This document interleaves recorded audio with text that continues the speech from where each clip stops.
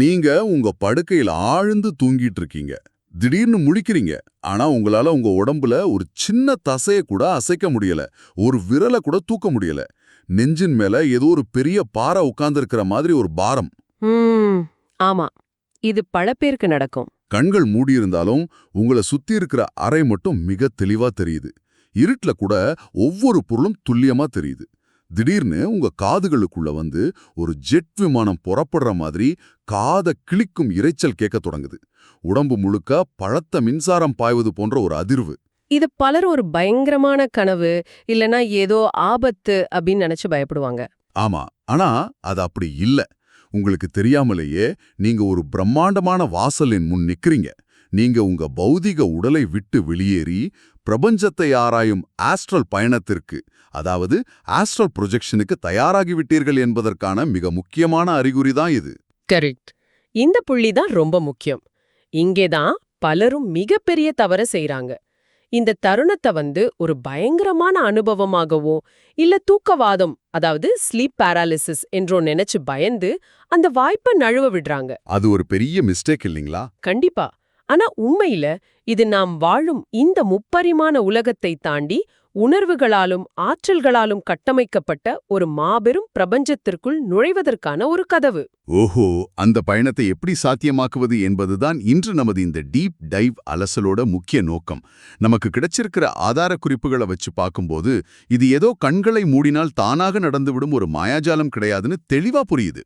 இல்ல, இது ஒரு துல்லியமான அறிவியல் மற்றும் உளவியல் சார்ந்த பயிற்சி. ஆமா, ஆஸ்ட்ரல் பயணத்தை எப்படி பாதுகாப்பாகவும் வெற்றிகரமாகவும் மேற்கொள்வது, குறிப்பா அந்த உடலை விட்டு வெளியேறும் மாயத்தருணத்தை எப்படி கையாளுவது என்பதை பற்றி நம்ம விரிவா பேச போறோம். ஒரு ராக்கெட்டை விண்வெளிக்கு அனுப்புறதுக்கு முன்னாடி பல மாதங்கள், வருடங்கள் தயாரிப்புகள் தேவைப்படும் இல்லையா? ஆமா. அதே போல ஆஸ்ட்ரல் பயணத்திற்கும் உங்க உடலையும் மனதையும் தயார்படுத்தும் சில தினசரி பழக்கங்கள் அவசியம்னு தெரியுது. இதை எங்கிருந்து தொடங்குறது? மிக சிறிய ஆனா முக்கியமான பௌதிக விஷயங்கள்ல இருந்து தான் தொடங்கணும். முதல்ல உங்க சுற்றுப்புறம், அதாவது நீங்க தூங்கும் அறைய ஒரு பாதுகாப்பான கவசமா மாத்தணும். அலாரங்களை முழுமையா அணைச்சிடுங்க. இது ரொம்ப முக்கியம். எந்த டிஸ்டர்பன்ஸும் இருக்கக்கூடாதுன்னு சொல்றீங்க. கரெக்ட். உங்களை சுத்தி எந்த விதமான திடீர் சத்தங்களும் இருக்கக்கூடாது. வீட்ல செல்லப்பிராணிகள் இருந்தா அவைகளை அறைக்கு வெளியே வச்சுட்டு கதவை மூடுவது அவசியம்.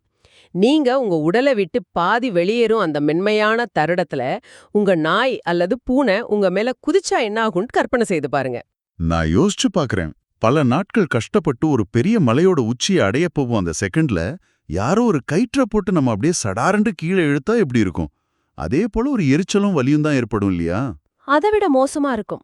அந்த திடீர் அதிர்ச்சியால ஆஸ்ட்ரல் உடல் அதிவேகமா பௌதீக உடலுக்குள் ஈர்க்கப்படும். அது உடல் ரீதியாகவும் மனரீதியாகவும் கடுமையான தலைவலியோ இல்ல அசௌகரியத்தையும் ஏற்படுத்தும். அதனாலதான் அந்த டிஸ்டர்பன்ஸ் இல்லாத சூழல் தேவை. ஓ சரி. அடுத்தது உறங்கும் நிலை. ஆஸ்ட்ரல் பயணத்திற்கு முயற்சி செய்யும்போது மல்லாந்து படுப்பது மிகவும் சிறந்தது. நான் பொதுவா உருக்கிழைத்து படுப்பவராயிற்றே, மல்லாந்து படுப்பதில் அப்படி என்ன அறிவியல் இருக்கு? நீங்க ஒரு பக்கமாகவோ அல்லது குப்புறவோ படுக்கும்போது உங்க பௌதிக உடலின் ஏதோ ஒரு பகுதியின் மீது முழு எடையும் விழுகிறது. உங்க இதயம், நுரையீரல் போன்ற உறுப்புகளுக்கு சீரான இரத்த ஓட்டம் செல்வதில் சிறு தடங்கள் இருக்கும். உடல் ஒருவித அழுத்தத்தை உணரும். ஆமா, சில சமயம் கை மரத்து போகும்ல. அதேதான். மல்லாந்து படுப்பது உங்க கை கால்களை தளர்வாக வைத்திருக்கவும் ஈர்ப்பு விசைக்கு எதிராக உடல் சமநிலையில் இருக்கவும் உதவுது. நீங்க ஆஸ்ட்ரல் உடலாக மிதந்து வெளியேற முயற்சி செய்யும்போது எந்த பக்கமும் உடல் அழுத்தம் இல்லாமல் லேசாக உணர இது ரொம்பவே உதவும். சரி, அறையை சரி செய்து விட்டேன், படுக்கும் நிலையும் மாத்திட்டேன். ஆனா உள்ள இருக்கிற மனம் எப்போதுமே ஏதோ ஒரு பில் கட்டணும், ஆபீஸ் மீட்டிங் இருக்குன்னு ஓடிக்கிட்டே இருக்கே. மனம் ஒரு இடத்துல நிற்காத போது உடலில் இருந்து எப்படி வெளியேறுவது? அதற்காகத்தான் தினசரி தியான பயிற்சி பரிந்துரைக்கப்படுது. ஆனா தியானம் என்றவுடன் பலரும் ஒரு தப்பெண்ணம் வச்சிருக்காங்க. என்ன தப்பெண்ணம்? அதாவது தங்கள் வாழ்க்கை பிரச்சனைகள் அனைத்தையும் தீர்த்துவிட்டு மனதை முற்றிலும் வெறுமையாக்கிவிட்டு தான் தியானத்துல உட்காரணும்னு நினைக்கிறாங்க. அப்படி ஒருபோதும் செய்ய முடியாது. ஆமா, அது சாத்தியமே இல்ல. நீங்க அந்த பிரச்சனைகளை தீர்க்க வேண்டியதில்ல. அந்த தருணத்துல அவைகளை ஒரு பெட்டியில் போட்டு தற்காலிகமா ஓரம் கட்ட கற்றுக்கொள்ள வேண்டும். ஆழமாக சுவாசித்து உங்க கால் விரல்களில் தொடங்கி கணுக்கால், முழங்கால், வயிறு, நெஞ்சு, கழுத்து, முகம் என்று ஒவ்வொரு பகுதியாக கவனித்து அங்கே உள்ள தசை இறுக்கங்களை தளர்த்தும் பாடி ஸ்கேன் பயிற்சியை தினமும் செய்ய வேண்டும். இந்த பாடி ஸ்கேன் கேட்பதற்கு எளிதா இருக்கு, ஆனா தொடர்ந்து செய்யும்போது தான் அதன் பலன் தெரியும் நினைக்கிறேன். உடல் மிதப்பது போன்றோ அல்லது ஒரு லேசான கூச்சமோ ஏற்படும் வரை மனதை குவித்து தியானிக்க பழக வேண்டும்னு குறிப்புகள் சொல்லுது. அதோடு ஒரு குறிப்பேடு, அதாவது ஒரு லாக் புக் வச்சுக்க சொல்வதும் சுவாரஸ்யமா இருக்கு. ஆமா, ஆஸ்ட்ரல் பயணத்திற்கும் டைரி எழுதுவதற்கும் என்ன சம்பந்தம்? ஆஸ்ட்ரல் பயணம் என்பது மனிதனுக்கு மனிதன் மாறுபடும் ஒரு தனிப்பட்ட அனுபவம். உங்களுக்கு வேலை செய்யும் ஒரு நுட்பம் எனக்கு வேலை செய்யாமல் போகலாம். எனவே நீங்க எப்போதெல்லாம் பயணத்திற்கு முயற்சி செய்றீங்களோ அந்த தேதியிட்டு, நேரம், அறையோட தட்பவெப்பம், அன்று உங்க மனநிலை எப்படி இருந்தது, நீங்க எந்த உணவை சாப்பிட்டீங்க என்பதையெல்லாம் தொடர்ந்து எழுதி வர வேண்டும். ஓஹோ, சில வாரங்களில் அந்த நோட்டை பார்க்கும்போது ஒரு பேட்டர்ன் உங்களுக்கு தெரிய வரும். அதாவது நான் மதிய நேரம் தூங்கும்போது சுலபமா உடலை விட்டு வெளியேற முடிகிறதா அல்லது இரவு நேரத்திலா என்பது போன்ற விஷயங்களை கண்டுபிடிக்கிறது உதவுன்னு சொல்றீங்களா? ஆமா, அல்லது ஒரு குறிப்பிட்ட மூச்சு பயிற்சி செய்யும்போது உடல் எளிதாக தளர்வடைகிறதா என்பதை கண்டறியலாம். இந்த குறிப்பேடுதான் உங்களின் சொந்த ஆஸ்ட்ரல் ஆராய்ச்சிக்கான வரைபடம். சூப்பர். இப்ப ராக்கெட் ஏவுதளத்துல தயார் நிலையில இருக்கு. உடலும் மனமும் பழக்கப்பட்டுடுச்சு. உண்மையாவே அந்த பிரிதல் நடக்கும்போது என்ன ஆகும்? நமது குறிப்புகள் 5 பௌதிக அறிகுறிகளை பற்றி பேசுது. இதுதான் ஒரு தொடக்க நிலையாளரை ரொம்பவும் குழப்பத்திற்குள்ளாக்கும் கட்டம்னு நான் நினைக்கிறேன். உடல் தூங்கிடுச்சு, ஆனா மனம் விழித்திருக்கு. இதை எப்படி உணர்வது? முதல் மற்றும் மிக தெளிவான அறிகுறி பாத்தீங்கன்னா ஸ்லீப் பாராலிசிஸ். நீங்க தூங்கும்போது நீங்க காணும் கனவுகளில் ஓடினாலோ அல்லது குதித்தாலோ உங்க பௌதிக உடலும் படுக்கையில் எழுந்து ஓடி குதிக்கக்கூடாது என்பதற்காக இயற்கை செய்திருக்கும் ஒரு பாதுகாப்பு ஏற்பாடு தான் இது. அதாவது நம்ம உடம்ப லாக் பண்ற ஒரு மெக்கானிசம். எக்ஸாக்ட்லி. நீங்க ஆழ்ந்த தூக்க நிலைக்கு செல்லும்போது உங்க மூளை ஒரு ரசாயனத்தை வெளியிட்டு தசைகளை முற்றிலுமாக செயலிழக்க செய்கிறது. அதாவது மூளை என் உடலுக்கு ஒரு தற்காலிகமான லாக்டவுன் போடுகிறது. சரியா சொன்னீங்க. இது தினமும் நடப்பதுதான். ஆனா அந்த ரசாயனத்தின் தாக்கம் முடிவதற்குள் உங்க மனம் மட்டும் முழுமையாக விழித்து கொண்டால் என்ன ஆகும்? உங்களால ஒரு விரல கூட அசைக்க முடியாது. ஆமா, இத பலரும் மரண பயத்தோட ஒப்பிடுறாங்க. ஆனா ஆஸ்ட்ரல் பயணத்தின் முதல் படியே இதுதான். உங்க உடல் தூங்கிடுச்சு, ஆனா உங்க உணர்வு விழித்திருக்கு. நீங்க தயார் என்பதற்கான பச்சை விளக்கு இது. ஆனா அந்த பச்சை விளக்கு எரியும் போது நடக்கிற இரண்டாவது விஷயம் ரொம்பவே விசித்திரமானது. இரட்டை பார்வை, அதாவது டியூவல் விஷன்.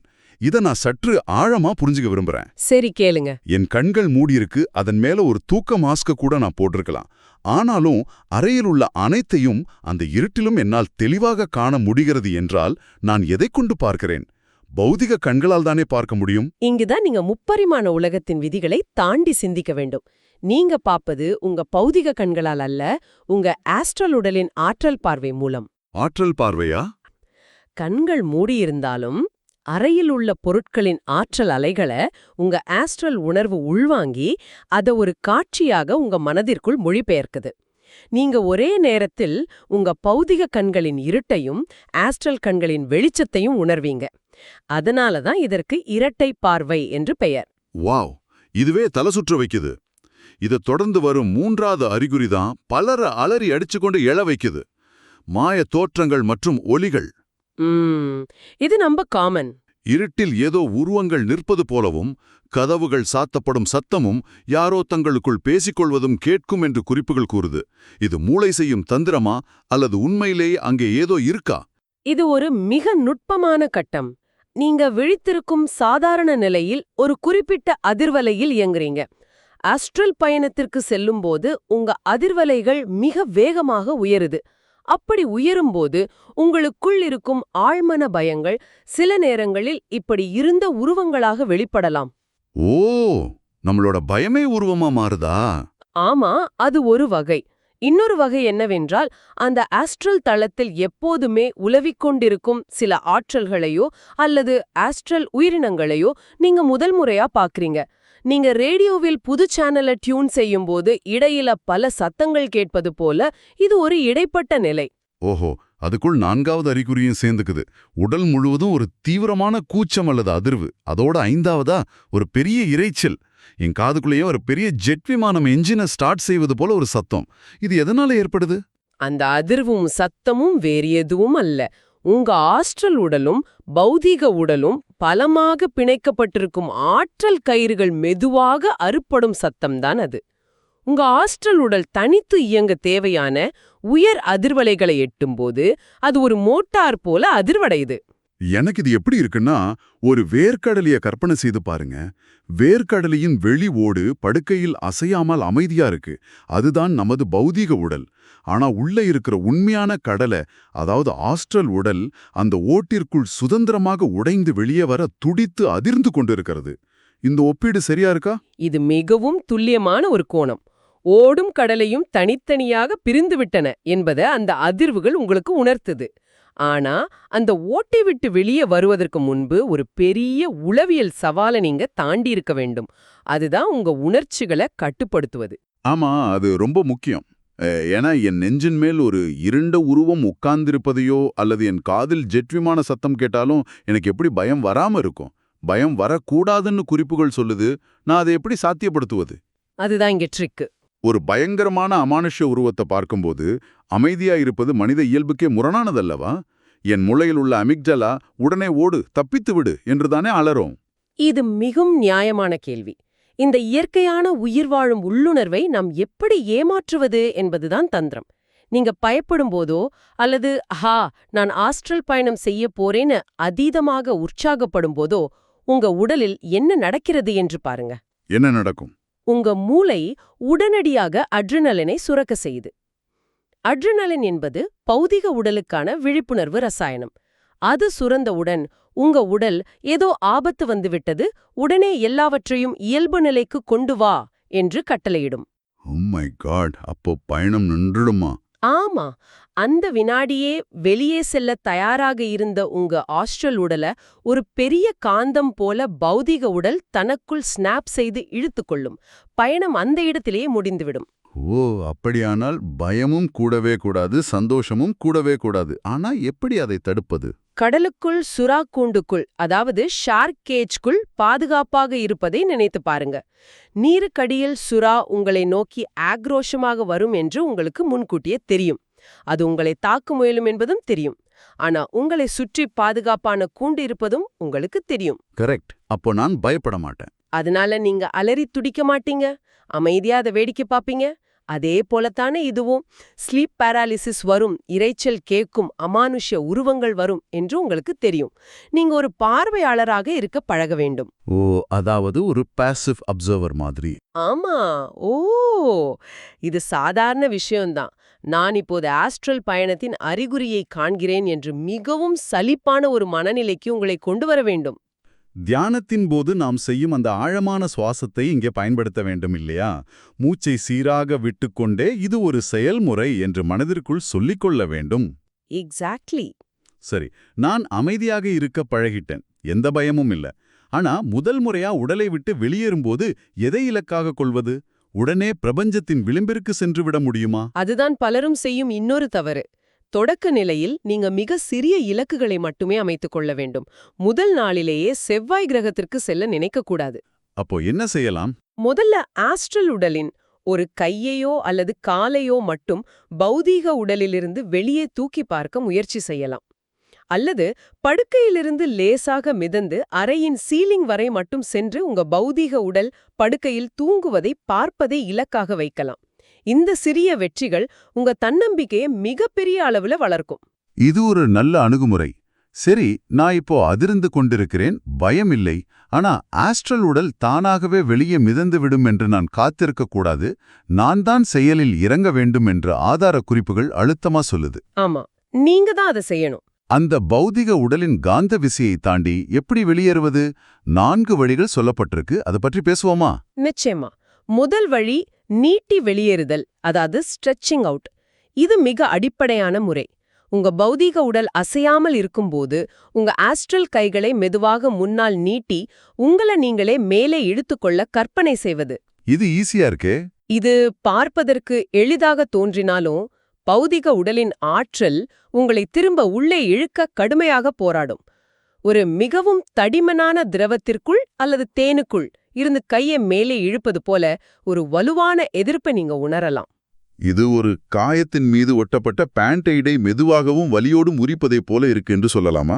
ஒவ்வொரு இன்ச்சாக நாம் போராடி வெளியேற வேண்டும். ஆமாம், சரியான ஒப்பீடு. அப்படியானால் இரண்டாவது முறை என்ன? அது இதைவிட சுலபமானதா? இரண்டாவது முறை உருண்டு வெளியேறுதல், அதாவது ரோலிங் அவுட். நீங்க அந்த அதிர்வு நிலையில் உச்சத்தில் இருக்கும்போது படுக்கையிலிருந்து அப்படியே பக்கவாட்டில் உருண்டு தரைக்கு விழுவது போல உந்திக்கொண்டு வெளியேறுவது. ஆஹா, இது பேண்டைடு ஒரேடியாக பட்டென்று இழுத்து எறிவதைப் போல. இது உடனடியாக உடலின் காந்த விசையை உடைத்துவிடும். ஆனா இதுல ஒரு சிக்கல் இருக்கே. என்ன சிக்கல்? நான் கீழே விழுந்து அடிபட்டு விடுவேனோ என்ற பயம். அதுதான் இதிலிருக்கும் ஒரே தடை. உங்க ஆஸ்ட்ரல் உடலுக்கு அடிபடாது என்று உங்களுக்கு தெரிந்தாலும் பௌதிக மூளையின் பழக்கத்தால் கீழே விழுகிறோம் என்ற பயம் வரும். அந்த பயத்தை கடந்துவிட்டால் இது மிக சிறந்த மற்றும் அதிவேக முறை. ஓகே, அப்போ மூணாவது வழி என்ன? இதற்கடுத்ததாக மூன்றாவது வழி கீழே மூழ்குதல், அதாவது சிங்கிங் டவுன். இது சற்று வித்தியாசமானது.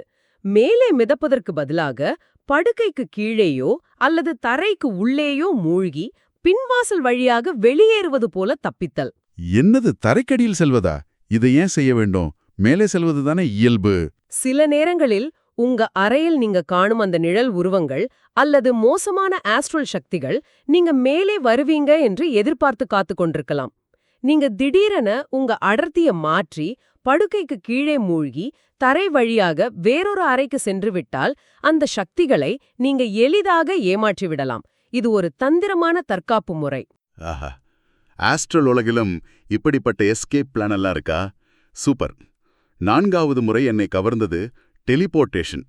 இது எப்படி வேலை செய்யுது? உடலோடு நடக்கும் இந்த போராட்டங்களை எல்லாம் தவிர்த்து விட முடியுமா? கண்டிப்பா முடியும். நீங்க ஆஸ்ட்ரல் நிலையில் இருக்கும்போது பௌதிக உலகின் விதிகளான ஈர்ப்பு விசை, தூரம், காலம் எதற்கும் நீங்க கட்டுப்பட்டவர்கள் இல்ல. உங்க வீட்டின் மொட்டமாடிக்கு செல்ல வேண்டும் என்று நினைத்து உங்க முழு கவனத்தையும் அந்த இடத்தின் மீது செலுத்தினால் போதும். உடலிலிருந்து கொஞ்சம் கொஞ்சமா வெளியே வர திணற வேண்டியதில்லை இல்லைங்களா? ஆமா, திணற வேண்டாம். நேரடியாக ஒரு நொடியில் அங்கே தோன்றுவீர்கள். ஏன்னா ஆஸ்ட்ரல் உலகில் எண்ணம் என்பது ஒரு பயணம். நீங்க எதை ஆழமாக நினைக்கிறீர்களோ அதுவாகவே அங்கேயே நீங்க மாறிவிடுகிறீர்கள். இது கேட்பதற்கு மிக சுலபமா தோன்றுது.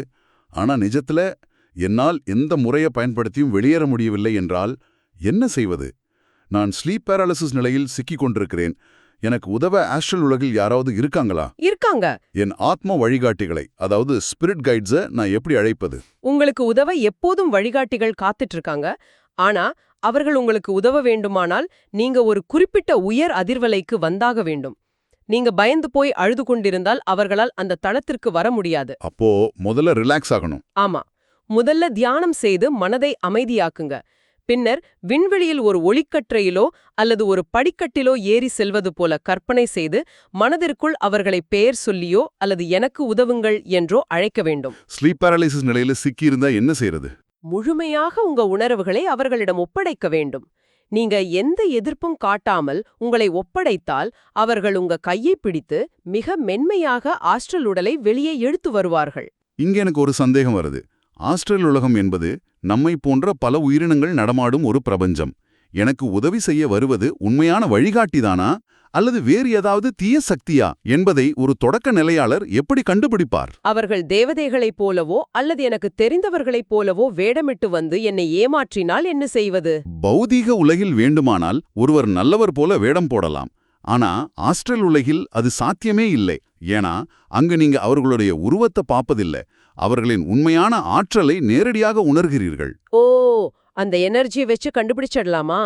ஆமா, உண்மையான வழிகாட்டிகள் வரும்போது உங்களை சுற்றி எல்லையற்ற அன்பும் பாதுகாப்பும் உங்க உள்ளுணர்வில் ஆழமாக தோன்றும். ஆனா தீய சக்திகள் எவ்வளவு அழகான உருவத்துல வந்தாலும் அவற்றின் ஆற்றலை மறைக்க முடியாது. அதாவது ஒரு நெகட்டிவ் வைப் வரும். எக்ஸாக்ட்லி. அவை உங்களை நெருங்கும்போது ஒரு விதமான பதற்றமும் அச்சுறுத்தலும் இருண்மையான உணர்வும் உங்களுக்கு ஏற்படும். உங்க உள்ளுணர்வு மூலம் அதை மிக எளிதாக எந்த சந்தேகமின்றி உணரலாம். மிக தெளிவான விளக்கம்.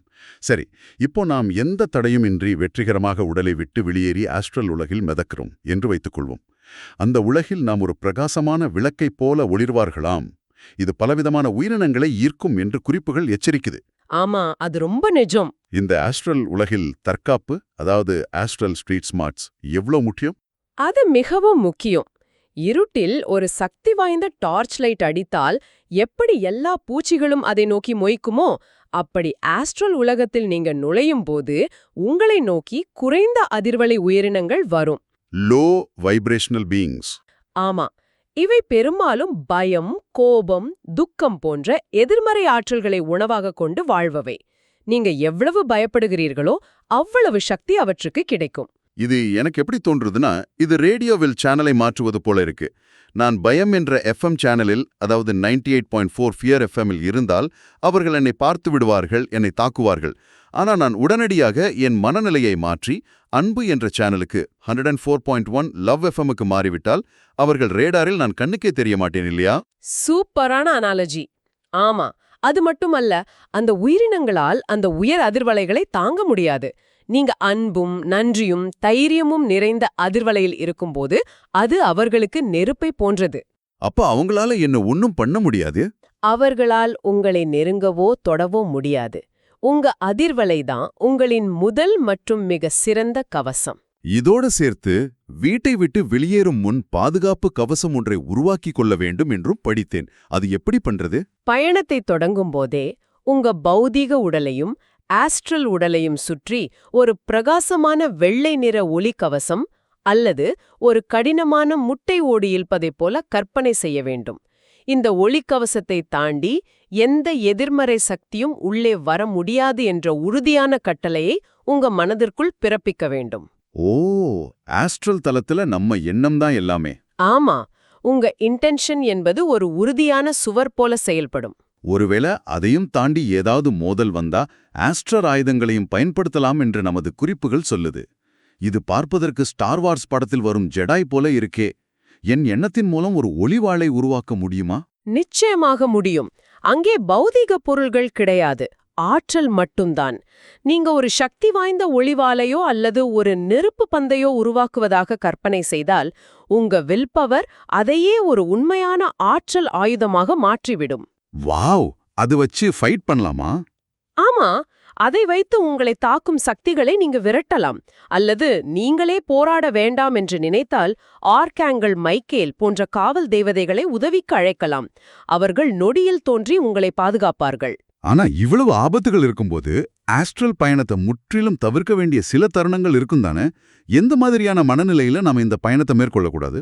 உங்களுக்கு அதீத கவலை, கோபம், மனச்சோர்வு உள்ள நேரங்களில் அல்லது உடல்நிலை சரியில்லாத நேரங்களில் ஆஸ்ட்ரல் பயணத்தை முற்றிலும் தவிர்க்க வேண்டும். ஏன்னா அந்த எனர்ஜி அவங்களை அட்ராக்ட் பண்ணிடும். கரெக்ட். அந்த எதிலுமாய் மனநிலை உங்களை நேரடியாக அந்த இருண்ட, குறைந்த அதிர்வலை தளங்களுக்கு இழுத்து சென்றுவிடும். அங்கே நீங்க மேலும் பயமுறுத்தும் அனுபவங்களைத்தான் சந்திப்பீர்கள். நீங்க பாசிட்டிவாகவும் உடல் ரீதியாக ஆரோக்கியமாகவும் இருக்கும்போது மட்டுமே பயணம் செய்வது பாதுகாப்பானது. அருமை. ஒரு பௌதீக உடலை எப்படி தயார்படுத்துவது, அந்த பயமுறுத்தும் அறிகுறிகளை புரிந்து கொண்டு எப்படி உணர்ச்சிகளை கட்டுப்படுத்துவது, உடலிலிருந்து வெளியேறும் நுட்பங்கள், வழிகாட்டிகளின் உதவி மற்றும் ஆஸ்ட்ரல் உலகில் தற்காப்பு என ஒரு முழுமையான வழிகாட்டியை நாம் இன்று விரிவாக அலசியிருக்கிறோம். இந்த ஆஸ்ட்ரல் பயணம் என்பது வெறும் கனவல்ல, அது ஒரு ஆழமான சுயத்தேடல். உண்மையாகவே இது ஒரு புதிய பரிமாணத்தின் திறவுகோள்.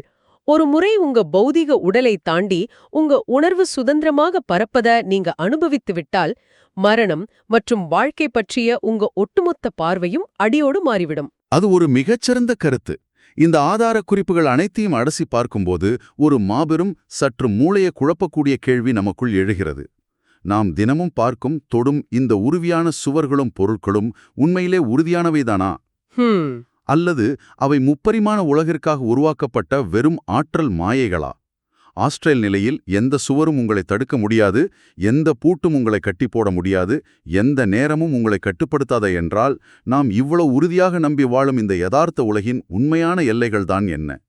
நாம் பார்ப்பது மட்டும்தான் உண்மையா, அல்லது பார்க்காத பிரபஞ்சம் இன்னும் பிரமாண்டமானதா? இதை நீங்களே சிந்தித்து பாருங்கள். மீண்டும் ஒரு நாள் நீங்க உங்க படுக்கையில் தூங்கி விழிக்கிறீங்க, உங்களால் அசைய முடியல, காதில் அந்த ஜெட் விமானத்தின் சத்தம் கேட்கிறது என்றால் இனி நீங்க பயப்பட மாட்டீங்க. உங்களுக்கு தெரியும், அது பயப்படுவதற்கான நேரம் அல்ல, பறப்பதற்கான நேரம் என்று. தொடர்ந்து தேடுங்கள், பாதுகாப்பாக பயணம் செய்யுங்கள்.